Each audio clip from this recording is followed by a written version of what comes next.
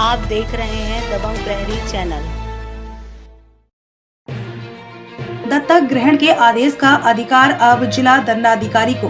दत्तक ग्रहण की प्रक्रिया सरल बनाने और उसमें तेजी लाने नियमों में किए गए महत्वपूर्ण संशोधन, बच्चों के भविष्य को सही दिशा देने लोग आए आगे।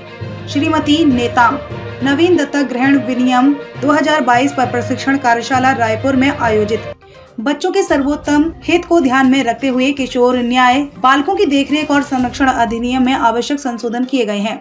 इस आधार पर प्रक्रिया को सरल बनाने और उसमें तेजी लाने के लिए महत्वपूर्ण संशोधन करते हुए नया दत्तक ग्रहण विनियम 2022 बनाया गया है। इसमें जिला दंडाधिकारी, जिला कलेक्टर को दत्तक ग्रहण का उत्तरदायी और आदेश का अधिकार दिया गया है। पहले दत्तक ग्रहण का आदेश न्यायालय द्वारा दिया जाता था।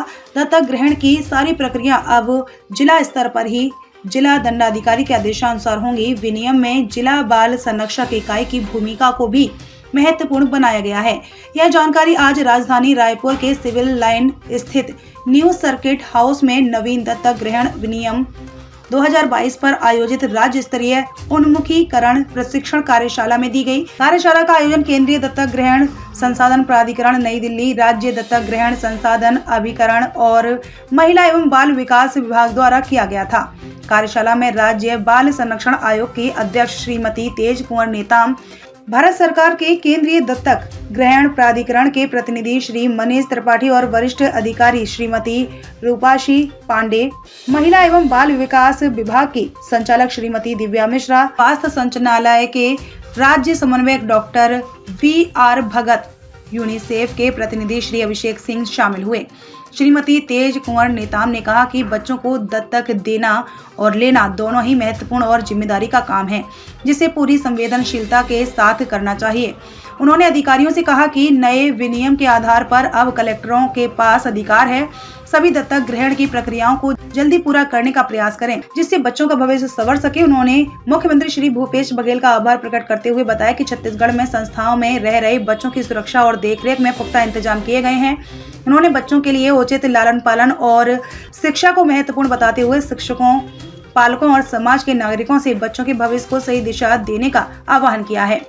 कारा के प्रतिनिधि श्री मनीष त्रिपाठी ने कहा कि किसी बच्चे का सर्वाधिक विकास परिवार में ही होता है। बच्चों को समाज की मुख्य धारा में लाना और परिवार देना विनियम दत्तक ग्रहण कानून का मुख्य उद्देश्य है। श्रीमती रूपाशी पांडे ने बताया कि दत्तक ग्रहण को प्रोत्साहित करने के लिए नवंबर माह को दत्तक ग्रहण माह के रूप में मनाया जाता है।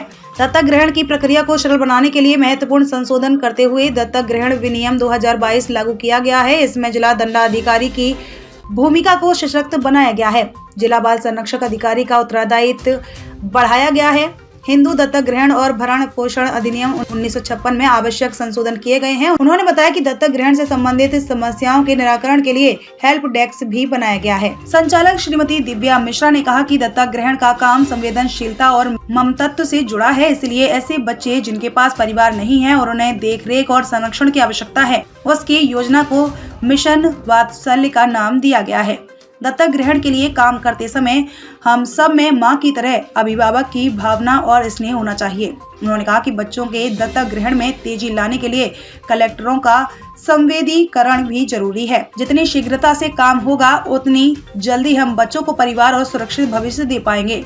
दत्तक ग्रहण में मुख्य चिकित्सा अधिकारियों की महत्वपूर्ण भूमिका रहती है, इसलिए उन्हें भी कार्यशाला में प्रमुख रूप से शामिल किया गया।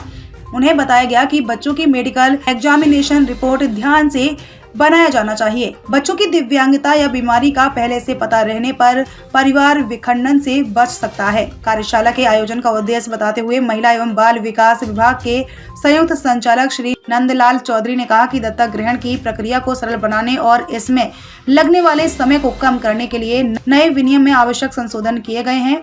बच्चे को जल्दी जैविक या विधिक परिवार मिले, यह विनियम का प्रमुख उद्देश्य है। समय से बच्चे को परिवार और देखरेख देने से उसका भविष्य संवर सकता है।